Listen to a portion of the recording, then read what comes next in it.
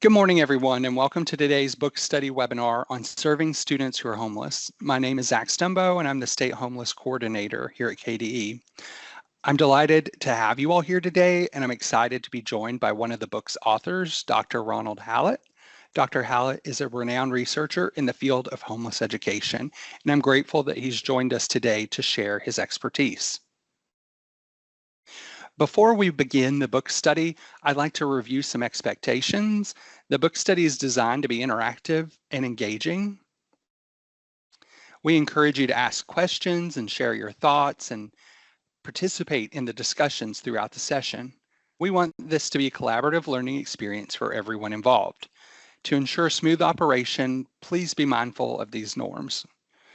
Participation in all 4 sessions will satisfy your annual training requirement outlined in 704 KAR 7:090, and you will receive 4 hours of ELA credits. I will enter a sign-in form to serve as proof of your attendance today in the chat. Just a second, and I'll pull that up. I will put this sign-in form over in the chat, and if you could make sure that you do that so that you receive your credit.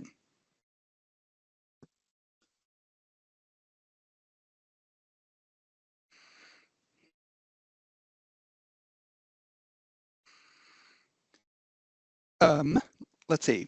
Today's video will be recorded. Please ensure that your video feed is not distracting should you keep it on. Please keep your audio muted unless you're asking a question. Please use the hand raising icon to gain the presenter's attention. And remember that the chat function is available for question asking, but it will also be part of the recorded content, so keep that in mind. At the end of the webinar, a link will be added to the chat for you to provide feedback about this webinar. The comments will be anonymous. Thank you once again for joining us today, and now I would like to invite Dr. Hallett to get us started. Good morning, everybody. It's so good to see you all. Like Zach mentioned, we're hoping that this could be a little bit more like a book study. We can have conversations and ask questions. I also, while I've done a lot of work in this area, I don't know everything. So if I'm also sharing something and you have a useful strategy that has worked in your space, we'd love to have you share that.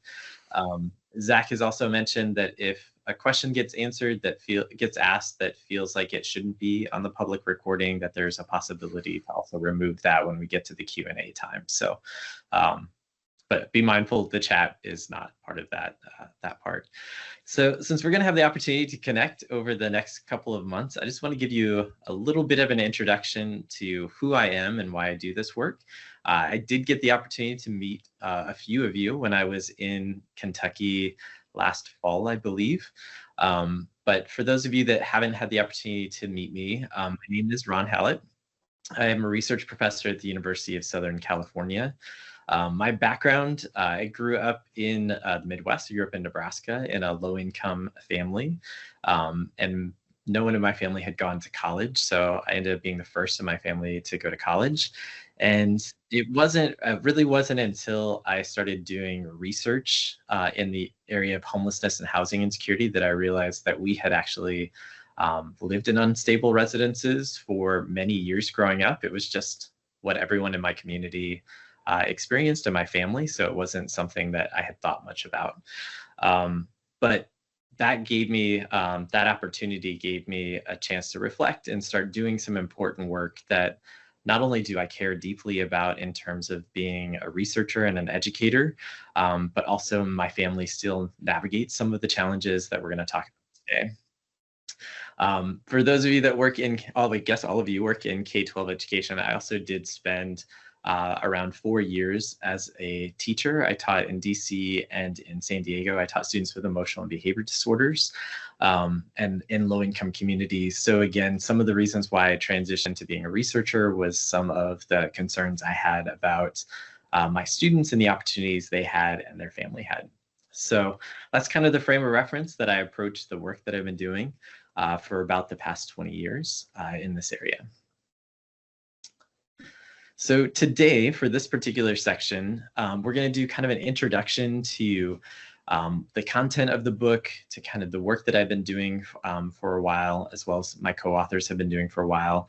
We're going to talk a little bit about the background around homelessness and housing insecurity, although there's many resources available even through the Department of Education in Kentucky that I'm going to point you to instead of spending a lot of time in that area.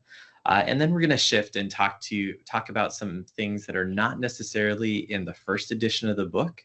One of the things Zach and I talked about is that there's a new edition coming out next week. For those of you that have the first edition of the book, I want to be able to supplement and really kind of offer more than what is in that version, instead of just regurgitating back to you what is already in a resource that you have available. So we're going to talk about the role of educators, something that we call an ecology of promise. And then we're going to talk around data and how to collaborate to improve our data collection. So as I mentioned, this presentation I'm going to draw from a few different resources. You probably have the book that is in the top left. That's the orange book. I also have a book around higher education that focuses on how to support students once they get to higher ed. We're going to pull that in a little bit more in the fourth webinar. And then you'll see that there's the book that's the second edition coming out next week. That is an updated version of the 2017 version that you have. One of the things that's different, most different about that, the new book, is we tried to make it a little bit more action focused. So there's activities all the way through of how do you take what is in the book and act on them. What we're going to do during this webinar is actually pull some of those activities out. We're not going to necessarily do them in the webinar, but for those of you that are working with school sites or even a cluster of educators, these activities might be something you can share with them, or you could integrate into the professional development that you're doing with teachers and administrators and staff. And that's not in the first version of the book. One other thing that we integrated into the second version of the book is more educator perspectives and promising practices. Zach actually did the foreword of the book and talked about some of the great work that's happening in Kentucky. And Lori, who I saw joining us today, also wrote up a piece around transportation and how to think creatively around transportation, which was a really good addition to the book. It's something that whenever I talk to schools, they often talk about the challenges of figuring out transportation. So that's also integrated a little bit more in the book.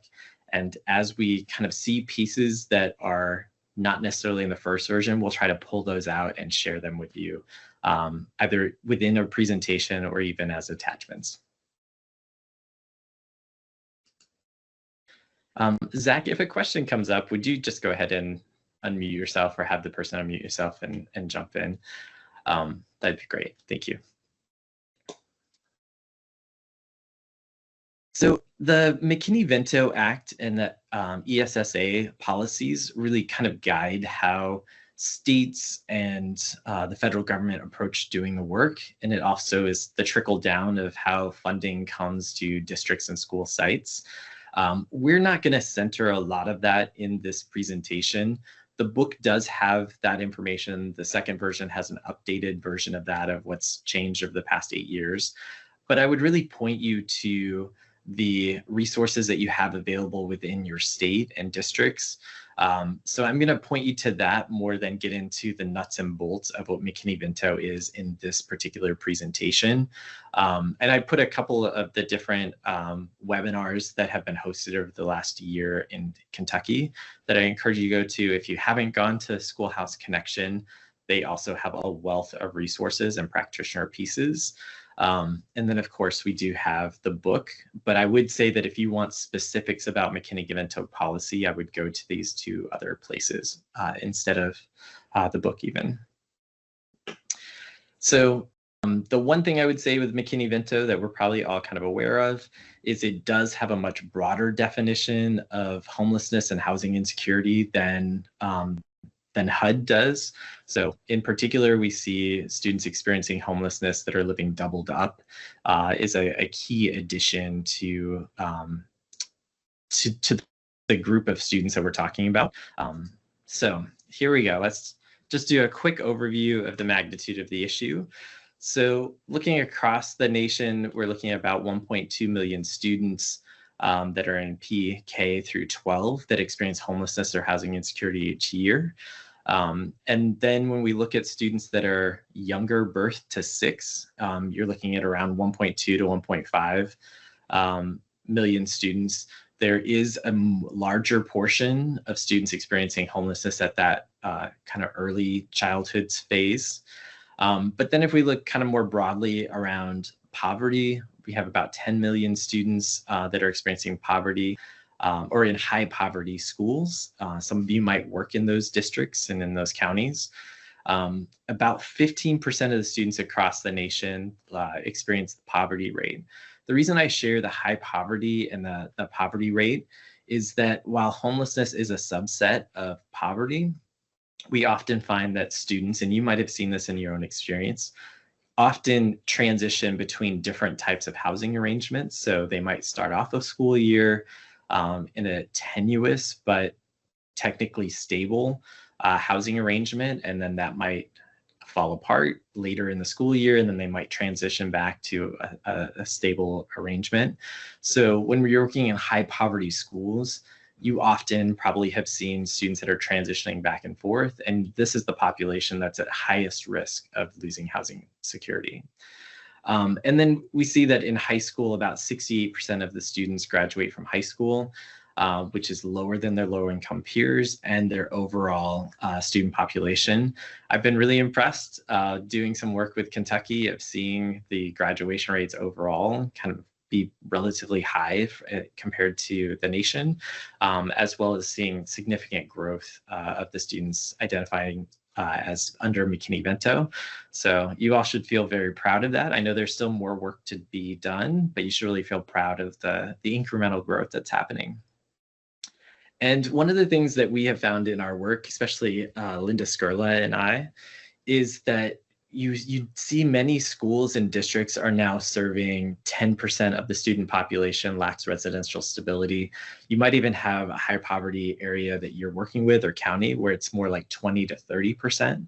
So how this issue is experienced is different when we get to the local context. School site even can be very different. So this localized conversation is super important. Before I get away from this slide, I do want to circle back to the two things that I have in blue. And you'll see that I'm translating the information into something I think that's more tangible.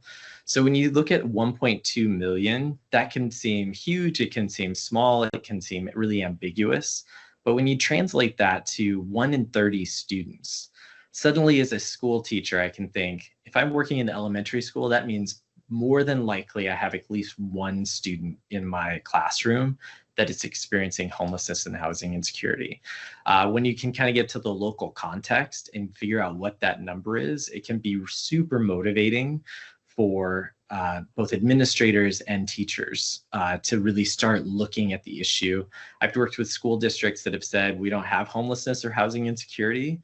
And when we're able to pull the numbers and then translate them, it really was eye-opening. The school district that I have highlighted with the 10%, when we started working with them, they had 7 students identified. After a couple of years, that actually got closer to 20% of the students were primarily living doubled up. In Kentucky, if you look at the numbers, it's roughly around 22,000 students. If you look at the overall population of your students, you're falling right within that 1 in 30 student population.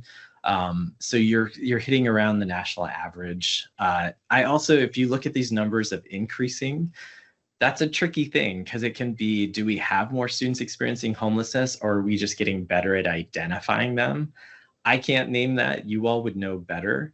But sometimes an increase in numbers can actually be quite positive because it means you're doing better work of identifying and being able to connect with students and families. But this is kind of roughly the numbers that I was able to find with Kentucky. So this is kind of where we're starting at. You're looking at around 1 in 30 students broadly across the state, although I know that's different region to region. The categories of homelessness, I found this super helpful to kind of think differently about homelessness and housing insecurity. For those of you that have worked for a long time in this area, this isn't going to be a surprise. If you're relatively new to the topic, this can be quite useful. A lot of times, particularly even in the media, when we talk about homelessness and housing insecurity, we think of two specific things. One is individuals living on the street. I live in the LA area, and that's primarily what people would think about is individuals living in tents or in cars on the street. If they thought of a second group, it would be homeless shelters. But there's a much broader range, particularly when we get to even public spaces. If you're in a rural area, this can look like barns or tents or other kind of spaces that are not traditionally thought of. But then you also have like under bridges and many other non-traditional locations. You also have hotels and motels where individuals are staying for very long terms. For the most part, these hotels and motels are not what most of us would think about when we go on vacation. They would be in much less, they would be in more disrepair often than those spaces. And then couch surfing, which is the hardest group of students to really find and understand, are youth that are often transitioning to different residences by staying with friends, family, or acquaintances. And it's often 1 or 2 nights at a time, and then they transition to another space. For any of you that have worked with students who are couch surfing, you'll know that they're a group that's really hard to keep track of because they really have no clear connections, and they might move really far away from the school night to night. And then doubled up, I'm not going to spend too much time talking about that group. It's for most of you, for the districts and schools that you work with, this will likely be the largest subgroup. We're going to talk about that a little bit more during webinar 2. So we'll dig more deeply into that about how to identify and support students. So one of the things that I think is really important as we start conversations like that, this is the impact of educators. And when I use the term educator, I'm going to use a very broad group. So I consider anyone that supports education in a school site or district or county to be an educator, because we all play a really critical and important role in supporting students.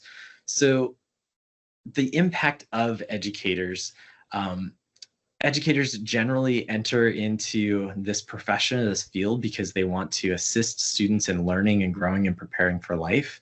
That was really a motivation that brought me to the field. And educators may or may not have had a positive experience in education. Some people come to teaching or being an administrator because they loved school and they just wanted to continue to be part of it. Others of us might not have had a positive experience, and we're coming because we want to address some of the challenges that we saw in education.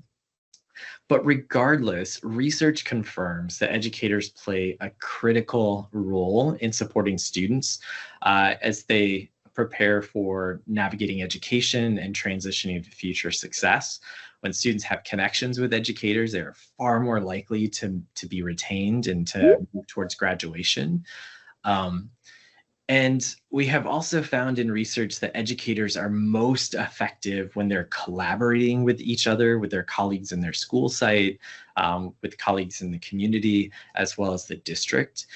When educators try to do it on their own, that can be really challenging for them personally, which we're going to transition to now. So the challenges with homelessness in particular require really integrated support. So the schools and the districts that are finding ways to connect with the community, with the district, and do more of a collaborative, integrative approach, are more likely to be successful with supporting both students and families.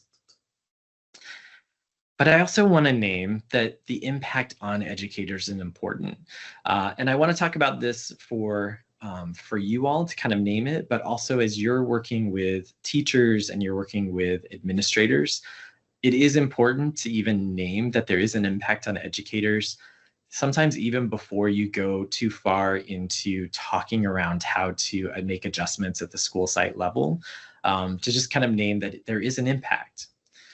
So we find that as there's an increased number of students within a school, within a classroom, it really does have more of an impact on teachers. When you have one student or two students or families that you're supporting at a school, you can kind of rally around them and provide a lot of support. As that number increases and you get more and more students, it can feel more and more overwhelming. Some teachers and other educators may also be emotionally unable to deal with the stories that students are bringing with them, and that's a real thing. So how do we support our teachers in being able to navigate those kind of hearing and carrying those stories? Students, teachers, and principals also might be frustrated by the disruptions to class. When young people are transitioning in and out of a school site, that is disruptive. Also, some of the students have experienced trauma. And so when they come into the classroom, they may be bringing, or often do bring, a lot of that trauma into the classroom. The teachers might also feel emotionally disconnected, or feel like they need to emotionally disconnect from students or families to avoid like the personal impact that they're feeling.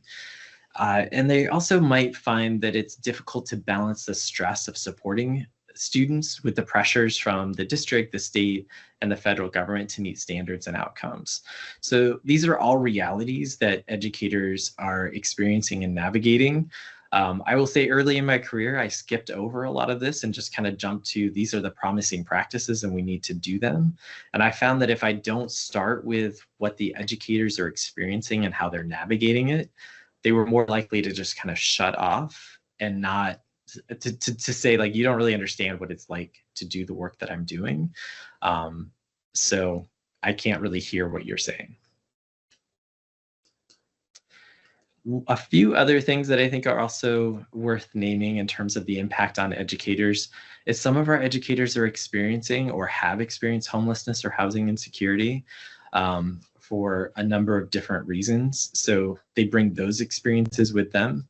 I fell into this category when I was a teacher.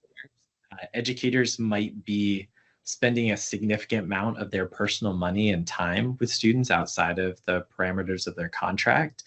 And that can create different forms of stress, particularly if they're doing this because some of the things I put on the other slide around their personal background or their passion or whatever that they brought to this work.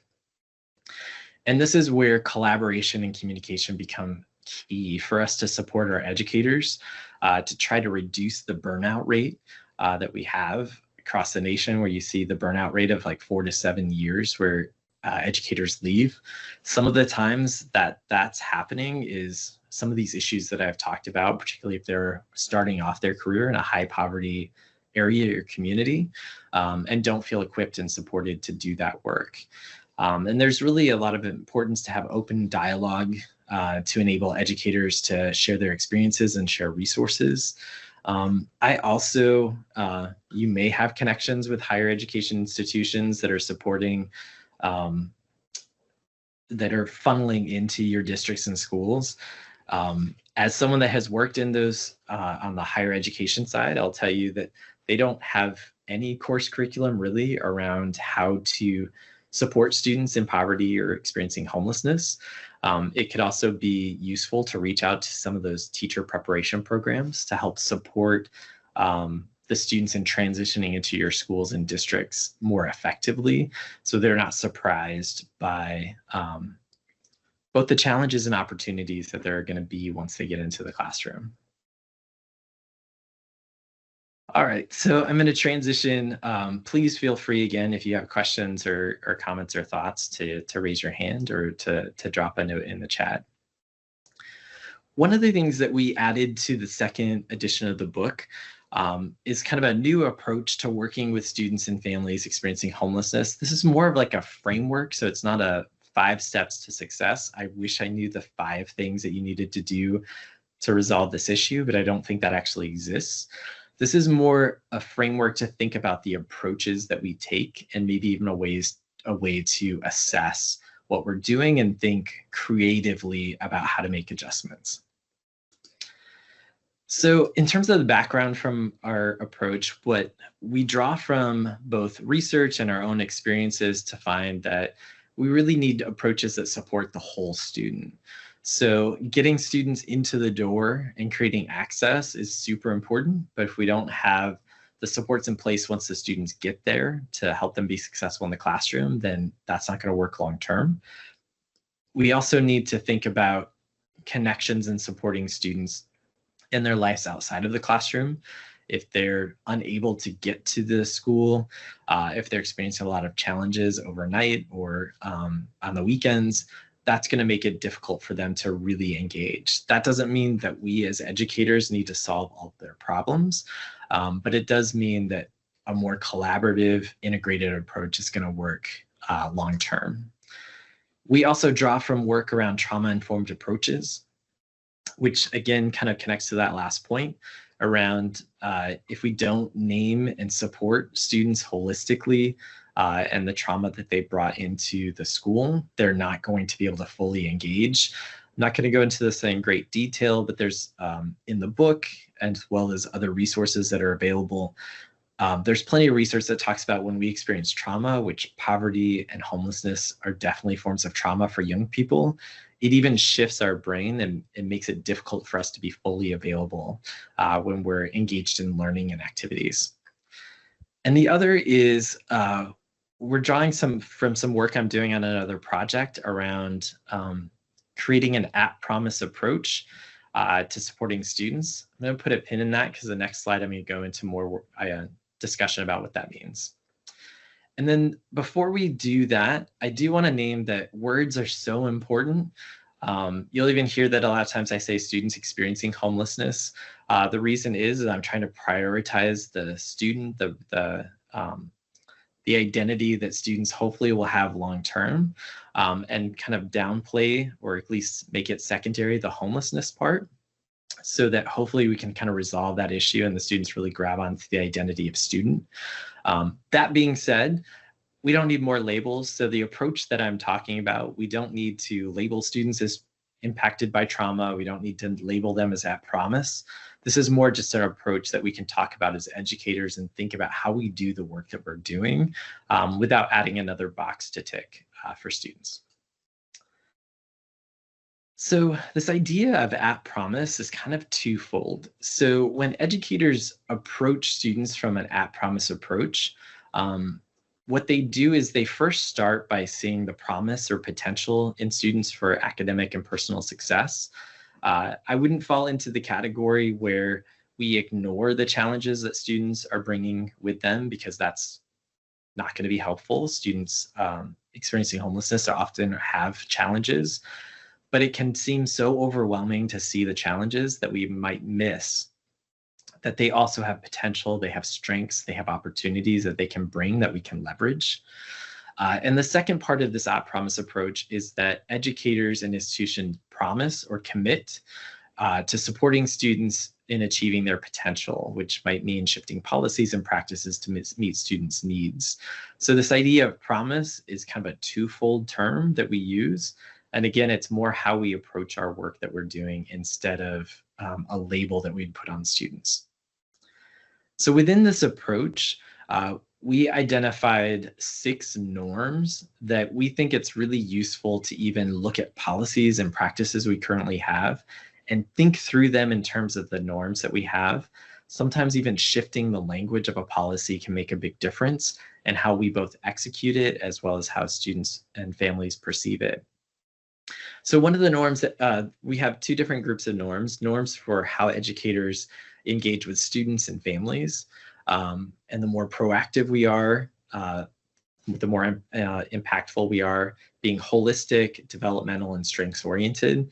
I'm going to give a brief definition of those on the next slide. But then there's norms about how educators engage with each other by being collaborative and reflective. So in terms of the student and family norms, the proactive means regularly reaching out to students to build relationships and identify challenges to connect students to opportunities. The holistic is really considering the full student, including their personality and goals for academic success. Developmental is both figuring out the student's developmental stage, particularly in K-12. There's a big difference between a second grader and a 12th grader, but then even individually where they are in their developmental process. And then being strengths oriented.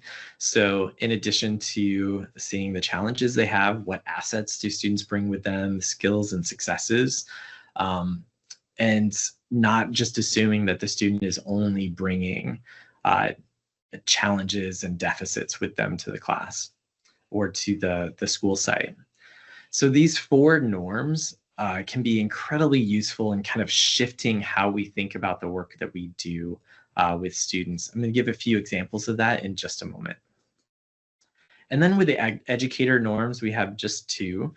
One is being collaborative, and this is across educator groups, including the district as a school site, and really referencing the need to kind of build an ecology of support instead of having everyone work on their own and trying to solve the problem individually, which some of you might even experience when we do that too much. We might actually create gaps where 2 people are doing the same thing and we're missing a support, or where our work would be so much easier if we were working together instead of having everyone try to feel like they're trying to solve the problem on their own. And the other is really reflecting on what we're doing, what worked and what didn't work. What promising practices do I have that I could share with other people, or what promising practices have other people have done? Really looking at the data and seeing what's happening. I know that this happens still in my work, but it happened even more when I was a teacher. It was really trying to get through the day and do what I was doing, but there wasn't a lot of reflection where I would say, like, did that actually work? If so, why did it work, and how do I make sure I do it again? Or if it didn't work, what could I try to do differently? So one of the ways that you can use this idea is to take a policy or at the school or district level and really look at them through the 6 norms and say, are we actually doing what we think we're doing? Are there ways to do this differently? You could look at the communications that are sent with students and see, or written policies, classroom newsletters, and look through those 4 norms that I mentioned. Like, are we being proactive? Are we being holistic? Are we being strengths oriented and developmental in how we're addressing the work that we're doing? I've had a school that some of the policies were really written in a negative way of like, here's the ways that you could fail, right? Like, if you do this, here's all the negative consequences. Granted, that's incredibly important. Those consequences are real, but how do we frame them? And do we also frame them that there's resources available if for example, you did make a mistake, or you missed, school for a certain period of time? Like, how are our policies even written? What is the language that we use at the school site level, at the classroom level, as we engage with students around their activities when they have an infraction, the resource sheets that we use even around homelessness and housing insecurity? How are they framed in a way that could be received more positively from our students and families? Similarly, you can do this with policies. Again, we don't need to change policies, but sometimes even shifting the language or how they're presented can be important. But when I use policy, don't think of just like capital policy of like a federal policy or a state policy. Even just a policy at the classroom level or the school site level. How are those policies written? How are they implemented? Is it achieving the goal that we wanted to achieve? Or is it something that we've just done for a long period of time that might create challenges?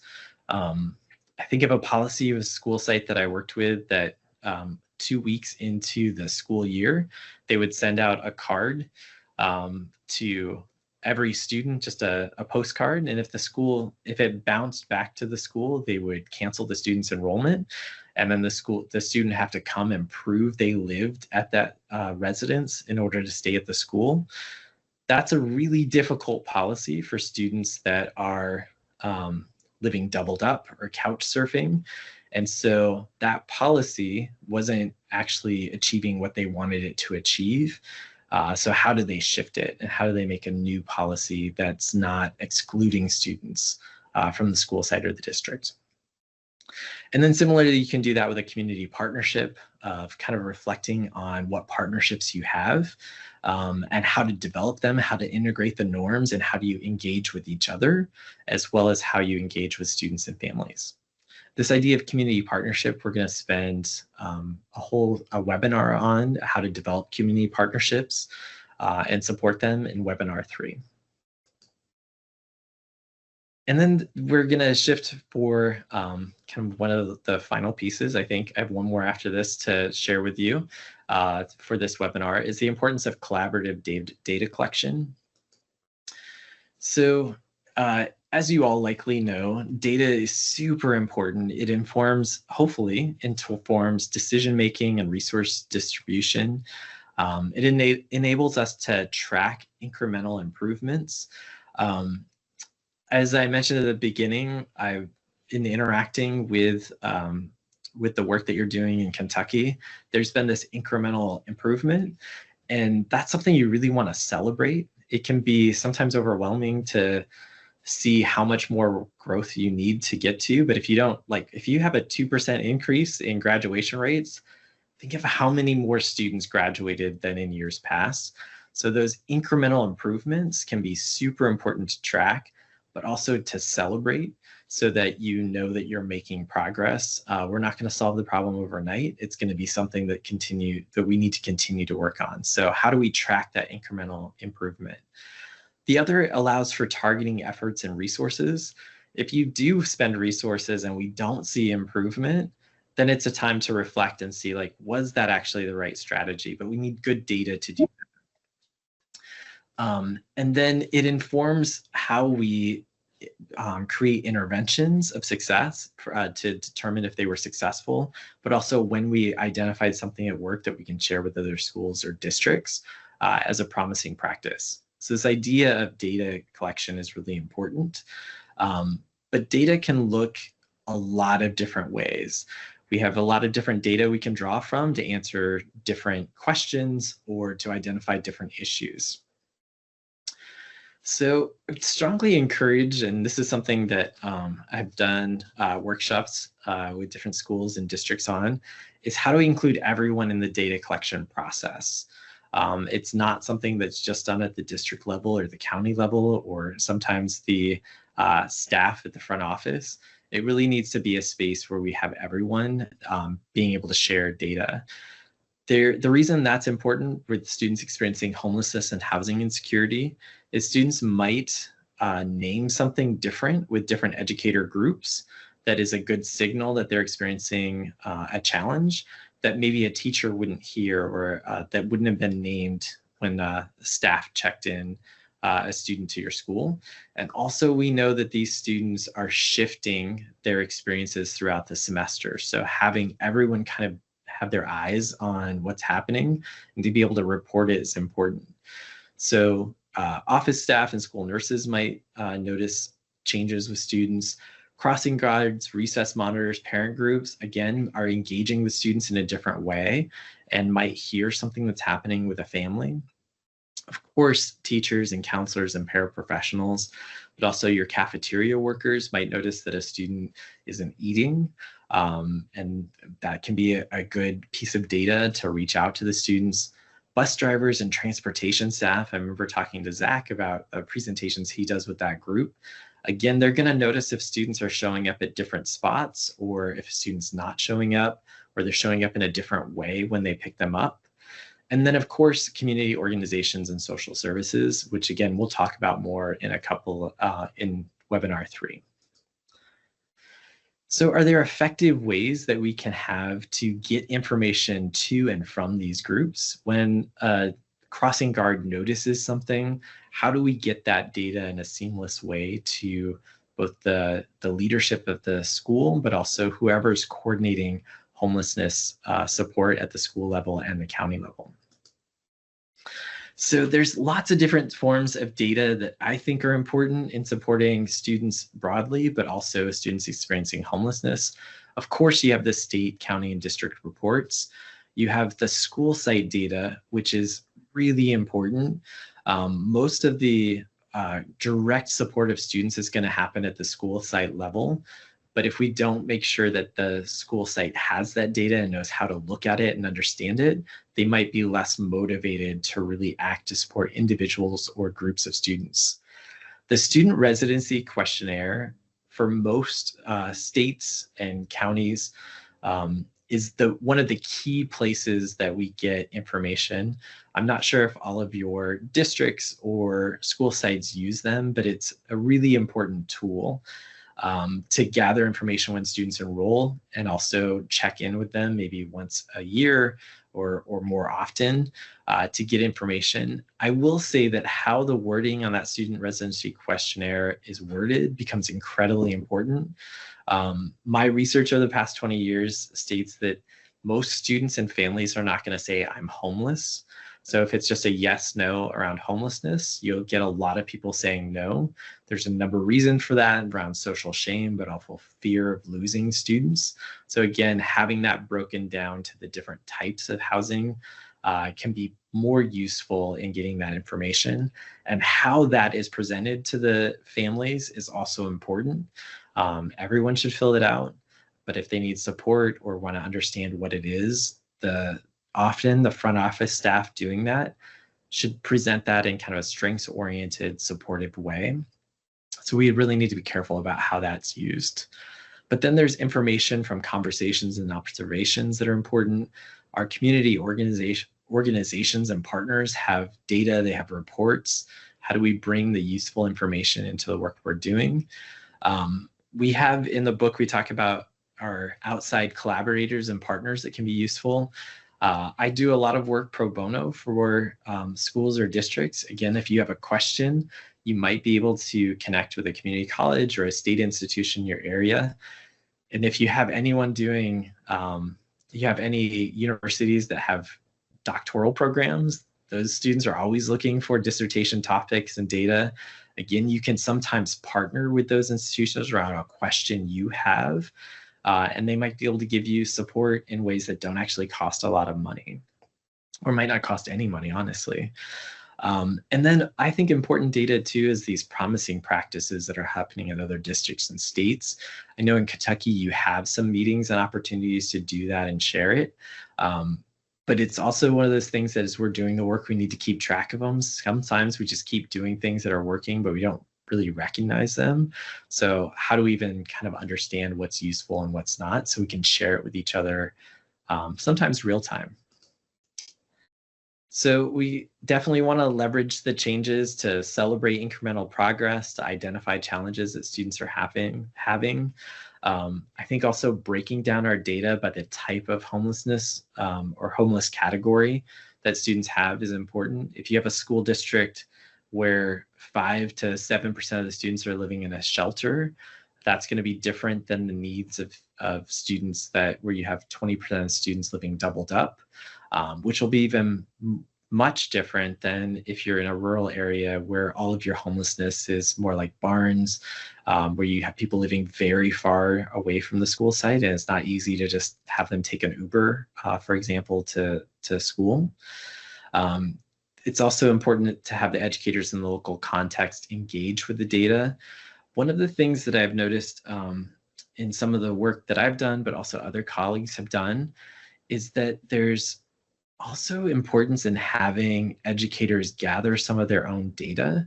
And again, think data broadly, they don't need to do surveys, but by having them interview someone that supports students experiencing homelessness, or having a family panel where family feels comfortable kind of engaging around what they're experiencing, or maybe some observational spaces where they can kind of observe, like what are the motels in the area, what are the shelters looking like, actually creates a significant amount of empathy and a greater understanding of the issue, particularly if they didn't grow up in a background that had poverty.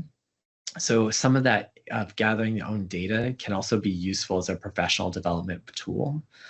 And then we need to figure out how to translate the data we have for different stakeholders. If I'm talking to kindergarten teachers, I'm going to approach that work in a different way than if I'm talking to state administrators. So how do we translate the work to really not only motivate individuals to continue to do the work, but it's the type of data that they need for their specific role. So this is an activity, we're not going to do it. Again, these are just resources that you can have for your own work or that you could share more broadly. One of the things that we put into the second edition is these professional learning community activities. This one's around how to engage with data at the state, district, or local level, or school, district, or state level, around just starting by looking at how many low-income students you have, how much free and reduced lunch, how many students fall under McKinney-Vento, how these numbers have changed, and if there's data missing, how you can get it. Just starting by, at my school site, you have educators and administrators and staff together, what is actually the context of our school site? And I would say I was initially surprised how many educators didn't have this information. Maybe the administrator had it, but it often wasn't part of the conversation. So just having the data and having that conversation can really shift how schools and even districts think about the work that they're doing. Another activity with engaging with data, like once you have the data in place, is reviewing the tools that are gathering data. And again, thinking through the norms that I mentioned before, like not only what are the tools, but how are those tools structured in a way? Are they proactive? Are we just waiting till students say they're experiencing homelessness to then give them the SRQ?